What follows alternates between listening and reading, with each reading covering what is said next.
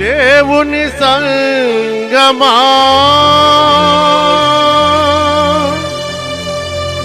సత్యమునకు స్తంభమా నీ పనికి జీతమిచ్చుటకు నీ రక్షకుడేసు వచ్చుచుండే. అందరికీ వందనాలండి. ఈ రాత్రి కూడా తిరిగి దేవుని వాక్యం దగ్గరికి రావడానికి దేవుని కృపే కారణమైంది.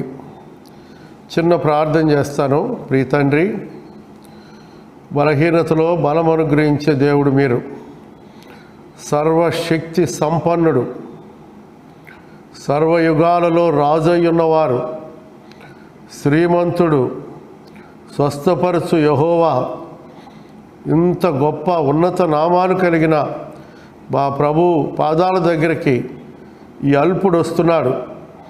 బలహీనతలో బలం అనుగ్రహించి మీ పిల్లలకు మీ మాటలు చెప్పడానికి ఈ మంటి ఘటాన్ని మహిమైశ్వర్యంతో నింపండి. మీరే మీ శిలువ సాటున దాచి మీ స్వరం వినిపించండి. నా స్వరం వింటే ప్రజలు సేదరించుకుంటారు. మీ స్వరం వింటే బాగుపడతారు. నాయన సహాయపడు. యేసు నామములో ప్రార్థిస్తున్నాము తండ్రి, ఆమేన్. ఈ రాత్రి మీకు ఒక అద్భుతమైన మాటను జ్ఞాపకం చేయాలని ఆశపడుతున్నాను. చాలామంది ఈ దినాల్లో హాస్పిటల్స్లో ఉన్నారు, రోగాలతో బాధపడుతున్నారు. ఇలాంటి పరిస్థితుల్లో దేవుడే గనక మీతో ఒక మాట మాట్లాడితే ఎలా ఉంటుంది? నీ బాధలో దేవా తండ్రి మమ్మల్ని స్వస్థపరచండి అని ఇప్పటి వరకు మీరు ప్రభువుని ఎరక్కపోయినా నీ బెడ్ మీద ఆయన్ని జ్ఞాపకం వస్తున్నాడు కదా. ఆయన నిన్ను విడిచిపెట్టే దేవుడు కాదండి. ఆయన నీ యొద్దకు వచ్చేవాడు. నువ్వు ఆయన యొద్దకు రాకపోయినా ఆయన నీ యొద్దకు వస్తాడు, నిన్ను పిలుస్తాడు, నీతో మాట్లాడతాడు, నిన్ను బాగు చేస్తాడు. అది ఎలాగో ఈ రాత్రి మీకు జ్ఞాపకం చేస్తాను. చూడండి, యోహాను సువార్త 5వ అధ్యాయం 6వ వచనాన్ని ఈ రాత్రి మన ధ్యానాంశంగా తీసుకుందాం. యేసు వాడు పడియుండుట చూచి వాడు అప్పటికి బహుకాలము నుండి ఆ స్థితిలో ఉన్నాడని ఎరిగి స్వస్థపడగోరుచున్నావా అన్నాడు. ఈ మాటలు మీరు బాగా వినండి. అది ఒక పండుగ వచ్చింది, పస్కా పండుగ. ఆ మొదటి వచనంలోకి వచ్చేటప్పటికి లేవియా కాండములోనేమో యెహోవా పస్కా పండుగ అని ఉంటుంది.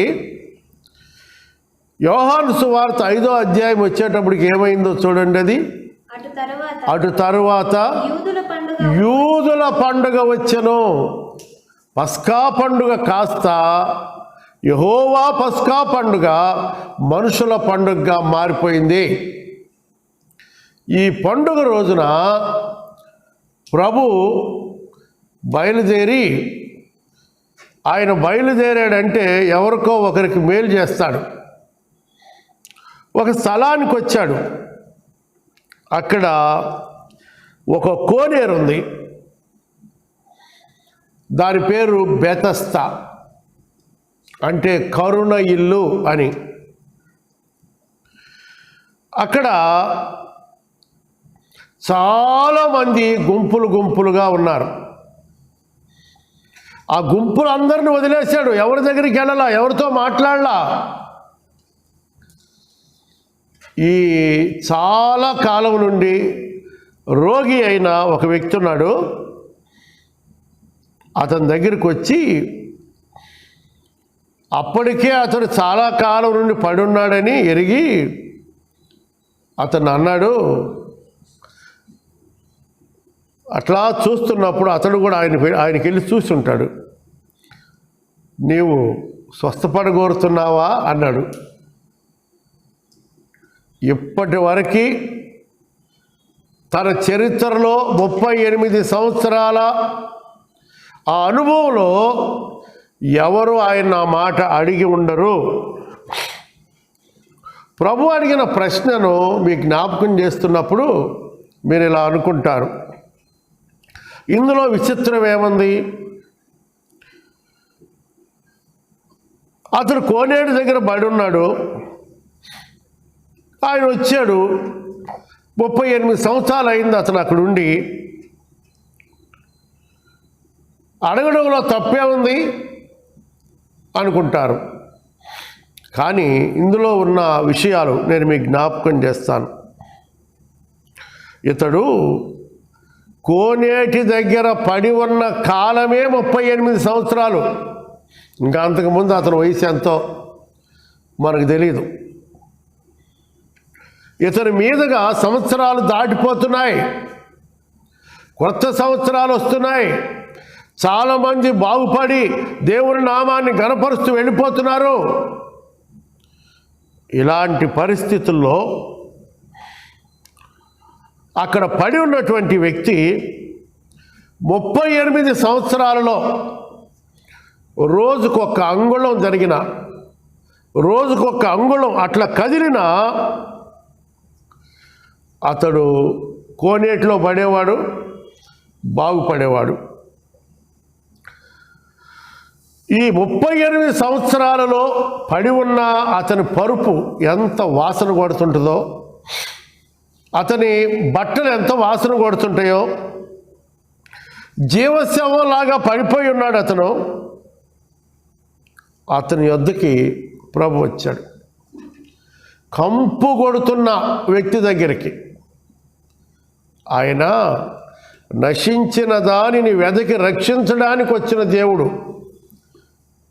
ఈ వాసన కొట్టేవాడి దగ్గరకు వచ్చి ఈ ప్రభు ఈ మాట అడగడానికి కారణం ఉంది. అదేంటంటే, ప్రభు మనకిచ్చింది స్వేచ్ఛ. ప్రభు మానవునికి స్వేచ్ఛ ఇచ్చాడు. కనుకనే ఏదేనులో కూడా వారు స్వేచ్ఛగా వెళ్ళి దేవుడు వద్దన్న ఫలం తినడానికి కారణం ఏంటంటే దేవుడిచ్చిన స్వేచ్ఛే. ఆయన మన ఉద్దేశానికి వేరుగా ఏది చేయడు. కనుకనే నీకు ఇష్టమైతేనే స్వస్థపడగోరుతున్నావా, నీకు ఇష్టమైతేనే నేను నిన్ను బాగు చేస్తా. అది దేవుడు మానవుని సృష్టించిన తర్వాత తనకు దాసులుగా ఉండాలని మనుషులను సృష్టించలా, తనకు కుమారులుగా కుమార్తెలుగా ఉండాలని దేవుడు మానవులను సృష్టి చేసింది. అలాగే లోకంలో కూడా మనం మన పిల్లలకు స్వేచ్ఛ ఇస్తాం.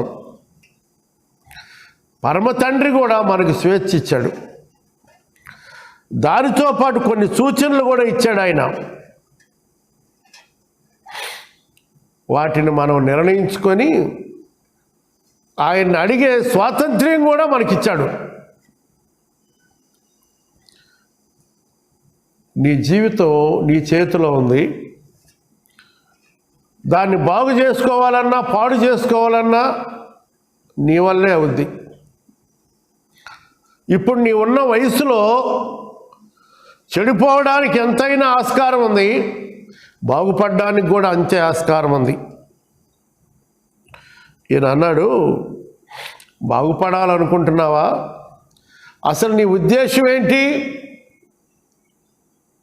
అతనికేమో కంటి చూపు లేదు, నోటి మాట లేదు. ఇంతవరకు ఎవరు అడగలేదు నన్ను ఇట్లా. ఈయన ఎవరు, ఎందుకు అడుగుతున్నాడు అతనికి అర్థం కావటంలా. నువ్వు బాగుపడాలనుకుంటున్నావా?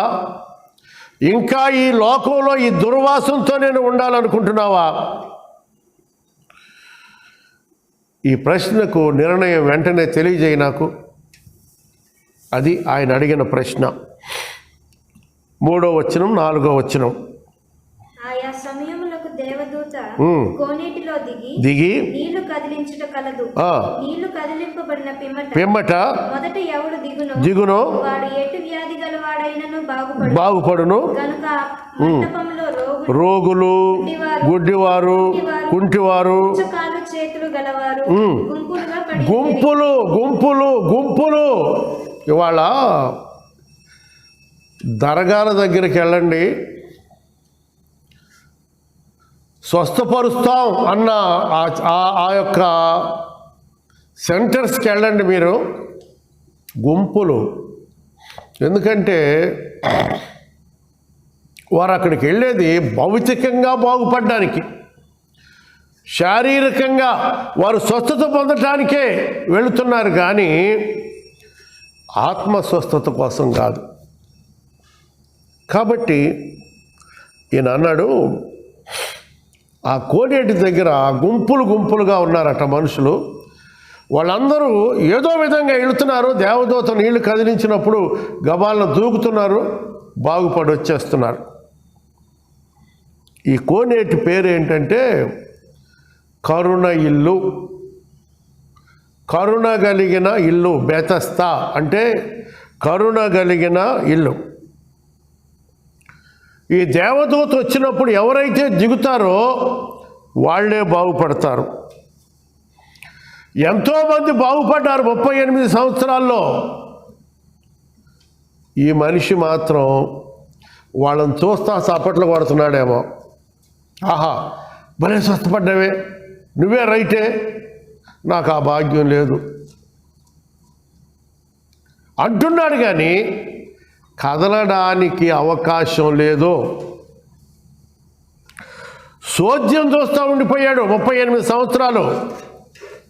ఈ రోజున నీతో ఉన్నవాళ్ళు మారు మనసు పొంది అద్భుతంగా సేవ చేస్తుంటే, అద్భుతంగా దేవుని చేత దీవించబడుతుంటే, నువ్వు అక్కడే ఉండి వాళ్ళు వెళ్ళిపోయారు, వాళ్ళు బాగున్నారు, వాళ్ళు అలా అనుకుంటున్నావు కదా తమ్ముడు.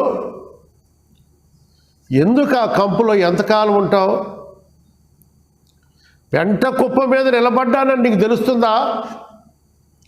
దేవుడేమో అద్భుతమైనటువంటి ఆశ్చర్యకరమైనటువంటి నిత్య జీవం నీకు ఇవ్వాలని ఆయన ఆశపడుతుంటే ఎన్ని సంవత్సరాలు అక్కడ ఉంటావయ్యా? ఎన్నిసార్లు వస్త్రాలు మారుస్తావు, ఎన్నిసార్లు మెళ్ళో సిలువ వేసుకుంటావు, బీడీలు కాలుస్తావు. ఏందయ్యా నీ బ్రతుకు? ఆయన ఏమని చెడిపోయిన హృదయాన్ని నాకు ఇవ్వమంటున్నాడు తెలుసా? మనిషి చెడిపోయాడని, ఆదిలోనే చెడిపోయాడు. 6వ అధ్యాయం ఆదికాండం 5లో అన్నాడు, నరుల చెడుతనం భూమి మీద గొప్పదనియు వారి తలంపుల్లోని ఊహాంతయు కేవలం చెడ్డదని యెహోవా చూచి ఆయన భూమి మీద నరులను చేసినందుకు సంతాపపడెను అని రాయబడి ఉంది. ఆనాటి నుండి ఈనాటికి మనిషి అలాగే ఉన్నాడు, రాలేడు. ప్రభువుని నమ్ముకున్న వారిని చూసి ఎగతాళి చేస్తాడు, వాడు మాత్రం రాడు. వాడు ఉన్నదానికి కంపు, అది ఇంపు. మనిషి అన్నాడులే, తన కంపు తనకి ఇంపు అంట, ఇతరుల ఇంపే వాడి కంపు అంట. అట్లా ఉంది వీళ్ళ పరిస్థితి. కాబట్టి దేవుని మందిరం అనేది ఒక కృపా నిలయం. దేవుని సేవకులు, దేవదూతలు లాంటి వాళ్ళు దేవుని వాక్యం అనే నీరు కదిలిస్తున్నప్పుడు, నీతో మాట్లాడుతున్నప్పుడు, నిన్ను సూటిగా ప్రశ్నిస్తున్నప్పుడు ఎందుకు కదలలేకపోతున్నావు? మానవ హృదయం పాపంతో నిండుంది, మానవ హృదయం శాపంతో నిండుంది. దేవుడు అంటున్నాడు, నీ హృదయం నాకు ఇస్తావా? నేను నిన్ను బాగు చేస్తా. మీకు తెలుసా, మీ ఇళ్ళ మిట్టి ఉల్లిపాయలు అమ్ముకునే వాళ్ళు వస్తారు. పగిలిపోయిన డబ్బాలకి, విరిగిపోయిన కుర్చీలకి ఉల్లిపాయలు అంటారు. అబ్బాయి రా రా రా అని కాస్త మంచిగా ఉన్న కుర్చీ కూడా వాళ్ళకి వేసి నువ్వు ఉల్లిపాయలు మాత్రం కొనుక్కుంటావు. అవి తీసుకెళ్ళి వాళ్ళు మళ్ళా కర్మాగారంలో వేసి వాళ్ళు వాటిని బాగు చేసి కొత్తగా చేస్తే మళ్ళీ వాటిని మనమే కొనుక్కుంటాం. దేవుడు కూడా నీ హృదయాన్ని ఆయనకిస్తే ఆయన నిన్ను బాగు చేయడానికి ఇష్టపడుతున్నాడు ప్రియ సోదరి. కనుక అక్కడ గుంపులు గుంపులు ఉన్నారు, కానీ వాళ్ళందరికీ ఏదో నిరీక్షణ ఉంది, కానీ ఇతనికి మాత్రం ఏ నిరీక్షణ లేదు. ఈ నిరీక్షణ లేని వ్యక్తి దగ్గరికి ప్రభు వచ్చాడు. ఈ రోజున అందరికీ నిరీక్షణ ఉండి బాగుపడుతున్నారు. నీకు నిరీక్షణ లేదు కదా. నిరీక్షణ లేని నీతో ఆయన మాట్లాడుతుంది ఏంటంటే, నీవు స్వస్థపడగోరుతున్నావా? నీ వయసు ఎంతో నాకు తెలియదు. ఇప్పటి వరకు మారు మనసు పొందలేదన్న సంగతి ఆయనకి తెలుసు. ఇప్పటి వరకు భక్తుడిని భక్తురాలని నటిస్తున్నామన్న సంగతి కూడా ఆయనకి తెలుసు. ఆయన కళ్ళు గుడి కాదు. యథార్థవంతులను పరిశీలించడానికి యెహోవా కనుదృష్టి లోకమందంతటా సంచారం చేస్తూ ఉంది. ఈ వ్యక్తిని చూసిన దేవుడు నిన్ను కూడా చూస్తున్నాడు. ఇతడు అద్భుతాలు చూస్తూ 38 సంవత్సరాలు గడిపేశాడు. నేను చెప్పానుగా, అంగుళం గదిలినా కానీ 38 సంవత్సరాల్లో అతడు ఎప్పుడో బాగుపడేవాడు. ఈ రోజుల్లో యవ్వన బిడ్డలు, పెద్దవాళ్ళు కూడా వారికి ఉన్న దురలవాట్లలోనే పొరలాడుతూ వాటిలోనే సంతోషిస్తున్నారు. నేను ఈ మధ్య నా చెల్లెలు భర్త చనిపోతే వడ్లమూడి అనే ఊరు వెళ్ళాను.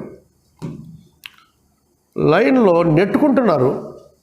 ఈ కరోనా పరిస్థితుల్లో మనిషికి మనిషి తాకకూడదు అని ఆంక్షలున్నా వీళ్ళు నెట్టుకుంటుంటే నేను ప్రక్కనే ఉన్న మా అల్లుడిని అడిగాను, ఏంట్రా వాళ్ళు ఏంటి అక్కడ దేనికోసం నెట్టుకుంటున్నారంటే, వాళ్ళు బ్రాందీ షాప్ మావయ్య, బ్రాందీ కొనుక్కోవడానికంట లైన్లో నెట్టుకుంటున్నారంట. అయ్యా సోద్యం చూసారా? కడుపుకు తినటానికి కాదు. యెషయా గ్రంథంలో అంటాడు, ఆహారం కాని దాని కొరకు మీరు ఎలా రోకలిచ్చెదరు? సంతుష్టి కలుగజేయని దాని కొరకు ఎందుకు మీ కష్టార్జితాన్ని వ్యయపరుచుకుంటారంటాడు. ఏమన్నా ఆహారమా అది? నీకేమన్నా సంతుష్టా? ఆ ఇంట్లో పరిస్థితులు బాగలేవండి, అందుకే తాగాను. తాగావు, పోతాయా? నీ బాధలు పోతాయా? నా భార్య నన్ను అలా ఇలా అంటుందండి, అంటుంది, ఏమన్నా పోతాయా? పోవు. నీ ప్రవర్తనను మార్చుకుంటే నీ బ్రతుకు బాగుపడుద్ది. సరే, ఇక్కడ అన్నాడు ఆయన,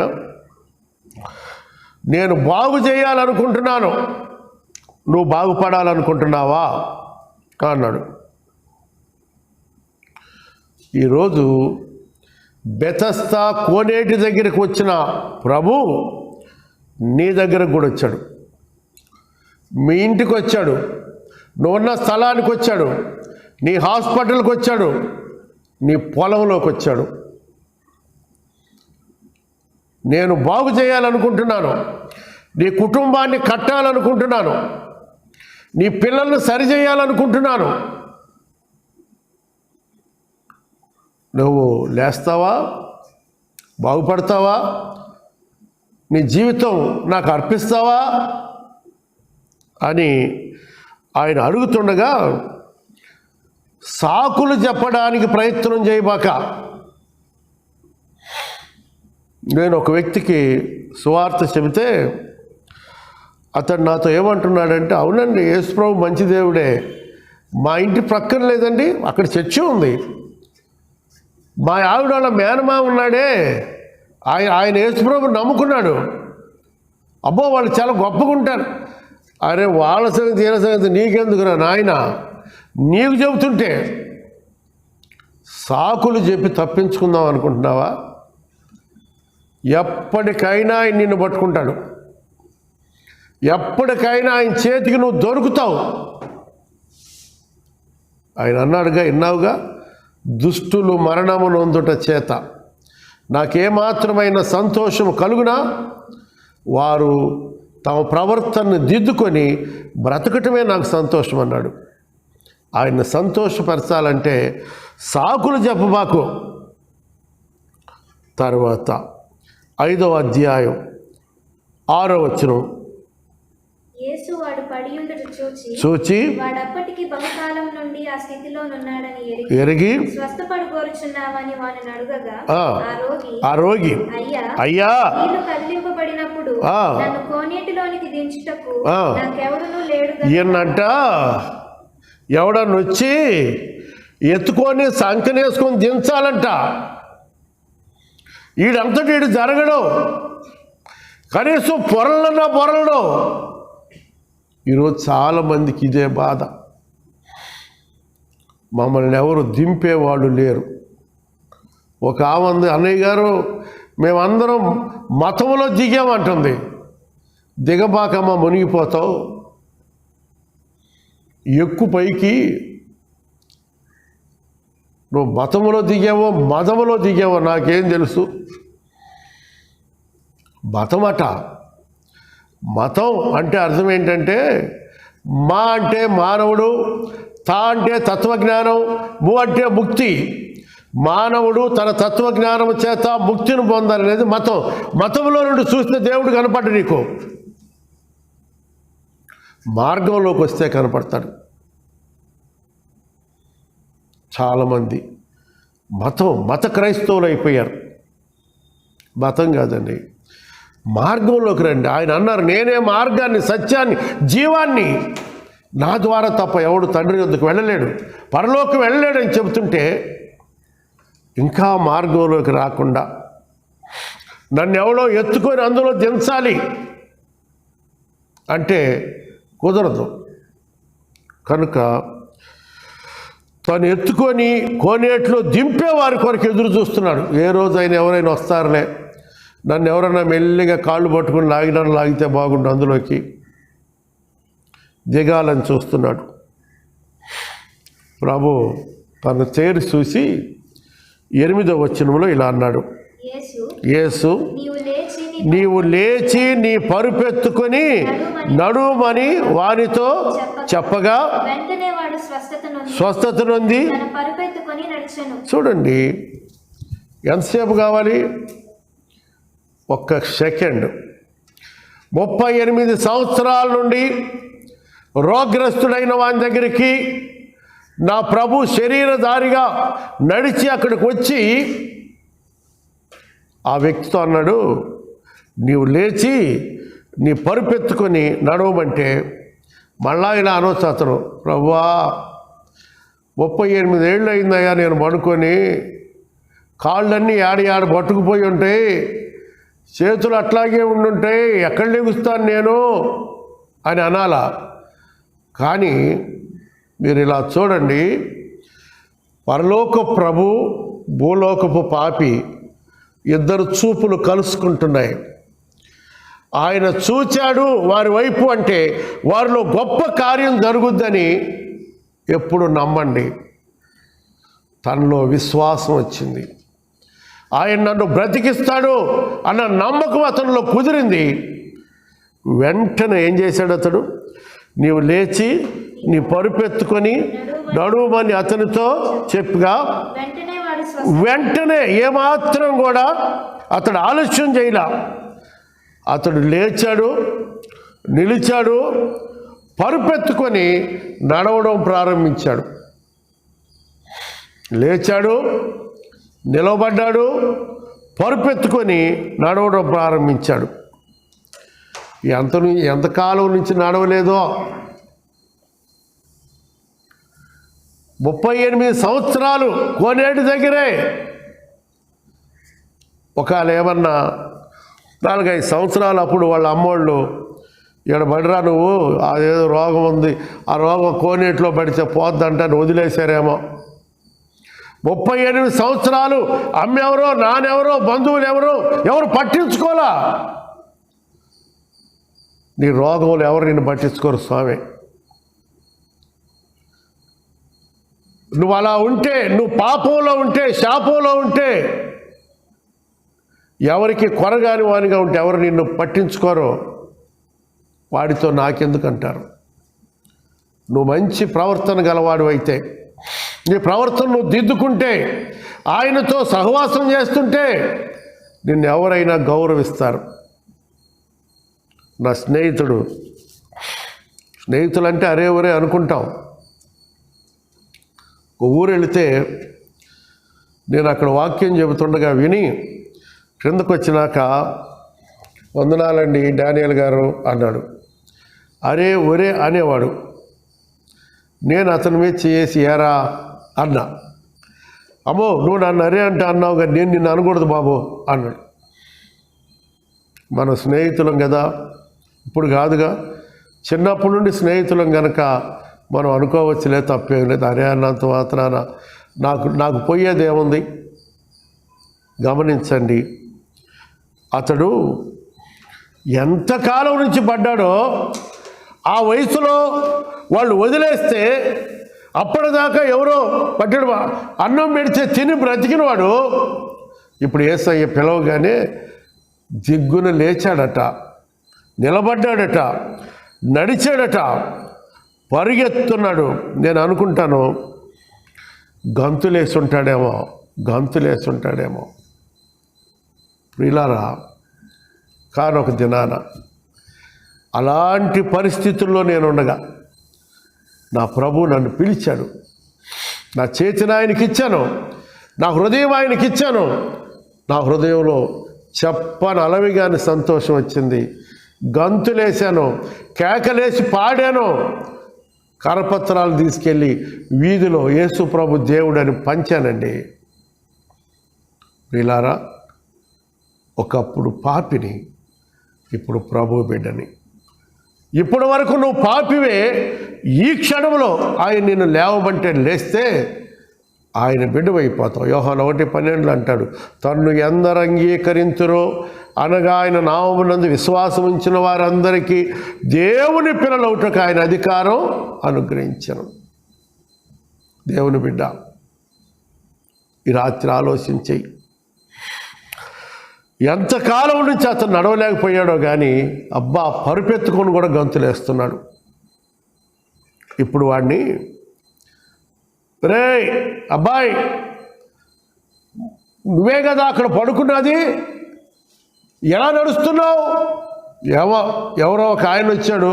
అప్పుడు దాకా యేసు అని తెలియదు ఆయనకి. అందరూ అలాగే ఉన్నారు, అక్కడ ఉన్న వాళ్ళు అందరూ. ఆయన పేరేంటో తెలియదు. లేవమన్నాడు, లేచాను, గంతులేస్తున్నాను. సరే కానీ గంతులేస్తే వేసావు, ఆ పరుపేంటిగా నీ భుజాన కంపు కొట్టలా? ఏమండి, 38 సంవత్సరాలు దీని మీదే పడుకున్నానండి. ఇది నా సాక్ష్యం. చాలామంది సాక్ష్యం చెప్పమంటే భయపడుతుంటారు. కొంతమందికి కొంచెం ఎక్కువ. సాక్ష్యం చెప్పండి, సాక్ష్యం చెప్పేవాడినా? అసలు నీకు సాక్ష్యం లేకుండా నువ్వే సాక్ష్యం చెబుతావు? అది ఉండవల్లి అనే ఊరు. సభలు పెట్టారు వాళ్ళు, లూథరన్ చర్చ్ వాళ్ళు. నన్ను కూడా ఆ సభల్లో మాట్లాడడానికి నా పేరు కూడా వాళ్ళ పత్రికల్లో ప్రకటించారు. ఆ రోజు నేను వాక్యం చెప్పాలి. అక్కడ వెళ్ళాను. నా ముందు ఒక యవనస్తుడు సాక్ష్యం చెప్పడానికి వచ్చాడు. నేను హిందువుణ్ణి, విగ్రహారాధికుణ్ణి, ఒక బ్రాహ్మణ కుటుంబంలో పుట్టాను అని లేనిపోయిన విషయాలన్నీ చెబుతున్నాడు. దేవుడు ఎలా కాపాడుతాడంటే నన్ను భలే కాపాడాడు. ఒకరోజు గుంటూరు వెళుతున్నాను, ట్రైన్లో టికెట్ తీసుకోలేదు, ట్రైన్ వెళ్ళిపోతుందని ఎక్కేశాను. అదే పెట్టెలోకి టీసీ వచ్చాడు.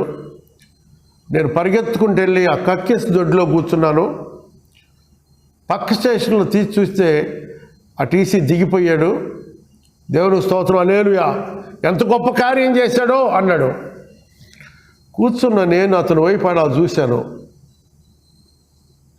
టికెట్ తీసుకోకపోవడం ఒక తప్పు, దొడ్లో దాక్కోవడం ఒక తప్పు. మళ్ళీ దేవుడు అద్భుతంగానంటే అతని కళ్ళు కప్పేసి అతని బండిలో నుంచి దింపాడంటే అందుకు దేవుడు స్తోత్రం అంటాడు. సరే చెప్పి వెళ్ళిపోబోతున్నాడు. అయినా కూర్చో, ఎక్కడికి వెళ్ళాలి? విజయవాడ అండి. ఎలా వచ్చావు? ఆటోలో వచ్చా. నా కారులో తీసుకెళ్తాను, కూర్చో అన్నా. ఆనందంగా కూర్చున్నాడు. వాక్యం చెప్పాను. సరిగ్గా కృష్ణానది మధ్యలో బ్యారేజ్ దగ్గరకు రాగానే నేను కూడా సాక్ష్యం చెప్పా, వాక్యం చెబుతూ, ఒకప్పుడు నా బ్రతికిదని. మధ్యలో దింపి రాతమ్ముడు అన్న దిగి వచ్చి అట్లా నిలబడ్డాడు గోడ దగ్గర. మెడ పట్టుకొని తోసేస్తానన్న. అరిచాడు. ఏం సాక్ష్యం చెబుతున్నావు నువ్వు? తప్పు కదా, అసలు మారుమనసు పొందేవా? ఎవడన్నా చెప్పమన్నాడా ఇలాగా? ప్రభువుని నీ హృదయంలోకి విశ్వసించావా? నీ ప్రతి పాపం ఒప్పుకున్నావా? యేసు ప్రభు నీ హృదయంలోకి వచ్చాడా? ఆనందం వేరు. కులాన్ని బట్టో, గోత్రాన్ని బట్టో, మీ అమ్మను బట్టో, మీ నాన్న బట్టో నీకు రక్షణ రాదు. యేసు ప్రభు అని నీ నోటితో ఒప్పుకొని దేవుడు ఆయన మృతుల్లో నుండి లేపనని హృదయంలో విశ్వసిస్తే నువ్వు రక్షించబడతావు. అంతేగాని నాకు అలా జరిగింది, ఇలా జరిగింది, ఈ తప్పుడు మాటలు చెప్పబా. ఇక్కడ ఏడ్ చేశాడు. ఏడబాకు, ఎక్కువ కారు ఎక్కమని అతను దిగవలసిన స్థలంలో దింపాను అయ్యగారండి. ఆహా, అట్లా కాదు, నువ్వు ఇప్పుడైనా ఇంటికి వెళ్ళినాక మోకరించి ప్రభు సన్నిధిలో ఒప్పుకో నీ పాపం. అంతేగాని ఎక్కడ పడితే అక్కడ నేను బ్రాహ్మణానో, ఆడినానో, ఈడినానో చెప్పక. తప్పది. నీ కులం ఎవడికి కావాలా? నీ హృదయం కావాలా ఆయనకి? యేసుప్రభుకి ఏ కులాన్ని ఆపాదిద్దాం? యేసుక్రీస్తు అందరికీ ప్రభు. ఈ శరీరం ఉన్న ప్రతి మనిషికి, మనిషి జన్మెత్తిన ప్రతి వారికి ఆయన ప్రభు కనుక అలా చెప్పు. అంతేగాని నీలాంటి బిడ్డలు ఎంత చక్కగా చెప్పాలయ్యా? నువ్వు తప్పు చేసి దేవుడు ఎదుటివాని కళ్ళు మూసేసాడని చెప్తా. తప్పు నాయన, అలా చెప్పుకో. దేవుని బిడ్డలారా, చాలామంది సాక్ష్యం చెప్పడానికి సిగ్గుపడతారు. మనకున్న సాక్ష్యమే కదండి మనం చెప్పేది. కొత్తది తెచ్చిపెట్టుకోగా అతడు పరుపెత్తుకొని నడుస్తున్నాడు, దేవుని స్తుతిస్తున్నాడు. ఎంత దూరం వెళ్ళాడో, ఏం జరిగిందో చూడండి. 5వ అధ్యాయం 14వ వచనం. అటు తర్వాత యేసు దేవాలయంలో వానిని చూచి, ఇదిగో స్వస్థత నొందితివి, మరి ఎక్కువ కీడు నీకు కలగకుండానట్లు ఇకను పాపము చేయమని చెప్పగా. చూడండి, అతడు ఎందుకు వచ్చాడో? దేవాలయానికి ఆరాధించడానికి వచ్చాడో, బాగుపడినందుకు కానుక అర్పించడానికి వచ్చాడో, లేకపోతే నేను బాగుపడ్డాను చూడండి అని అందరికి చెప్పడానికి వచ్చాడో నాకు తెలియదు. కానీ యేసు ప్రభు దేవాలయం దగ్గర రాగానే ఇతను ఆయనకు అక్కడ కనపడ్డాడు, బాగుపడ్డాడు. ఏయ్, ఇదిగో స్వస్థత నుంచి కదా, ఇకను పాపము చేయకు అన్నాడు. కంగారైపోయి ఉంటాడు.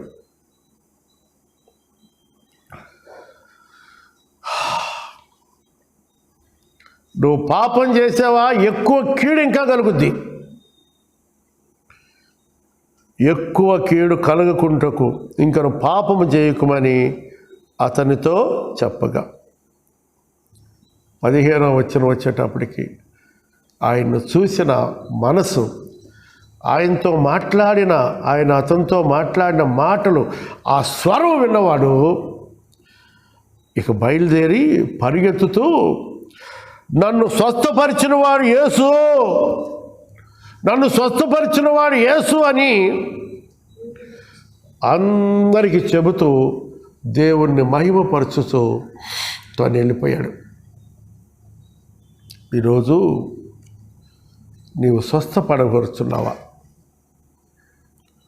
ఆరోగ్యం ముఖ్యం కాదు, అంతరంగం ముఖ్యం.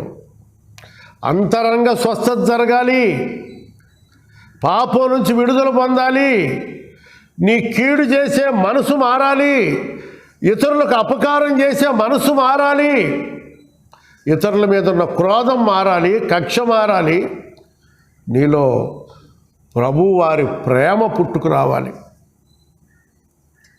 ప్రియులారా, జ్ఞాపకం చేసుకోండి.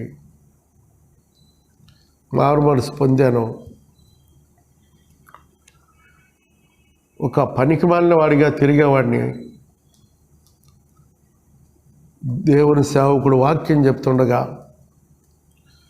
నీకు ఎవరైనా శత్రువు ఉంటే క్షమించమని అడుగు అన్నాడు. నాకు శత్రువు ఉండేవాడు, అతని దగ్గరికి వెళ్ళాను. అతను నా మీద మంచి కోపంగా ఉన్నాడు. అన్నా, నన్ను క్షమించు అన్నాను. లోపల నుండి కర్ర తీసుకొని వచ్చి బాధాడు నన్ను. కింద పడిపోయాను.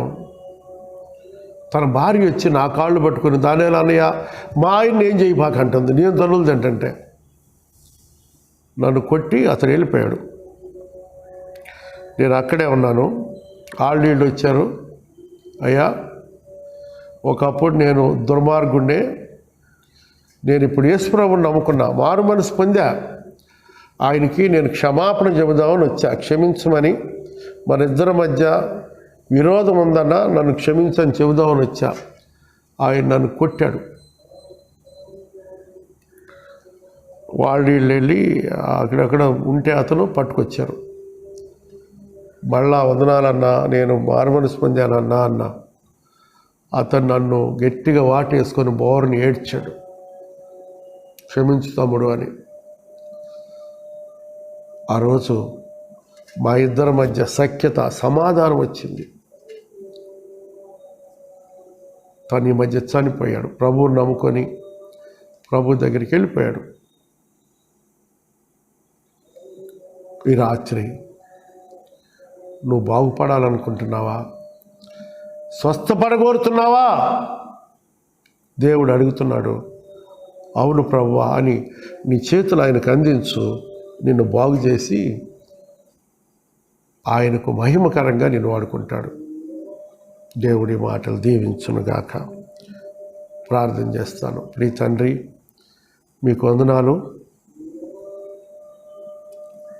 ఈ రాత్రి నీవు స్వస్థపడగోరుతున్నావా అని మాట్లాడిన మాట ఎంత అద్భుతమైంది. 38 సంవత్సరాల నుండి అతన్ని బాగు చేశావు. అతను రోగి అయి ఉన్నాడు, లేవలేడు. ఎంత అద్భుతము.